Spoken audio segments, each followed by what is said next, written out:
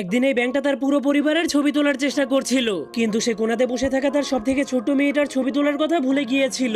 এই জন্য সে তার কাছ থেকে গল্পের বইটাকে কেড়ে নিয়ে তার ছবি তোলার জন্য তাকে পরিবারের কাছে ধরে আনে। এরপর সে ক্যামেরাটাকে চালু করার পর জলদি করে তার পরিবারের সাথে গিয়ে বসে পড়ে, কিন্তু সে দেখতে পায় তার ছোট্ট মেয়েটার মনটা অনেক খারাপ থাকার কারণে সে হাসছিল না। এজন্য সে তাকে হাসানোর জন্য অনেকভাবে চেষ্টা করতে শুরু করে দেয়, কিন্তু তবুও কোনো লাভ হয় না। এজন্য যখনই মেয়েটা অনেক মন খারাপ করে সেখান থেকে চলে যাচ্ছিল, ঠিক তখনই তার বাবা তার লম্বা জিহ্বার সাহায্যে তাকে আবারও ধরে আনে। এরপর তাকে আবারও হাসানোর চেষ্টা করতে শুরু করে দেয়, কিন্তু তবুও মেয়েটা অনেক মন খারাপ করে বসেছিল।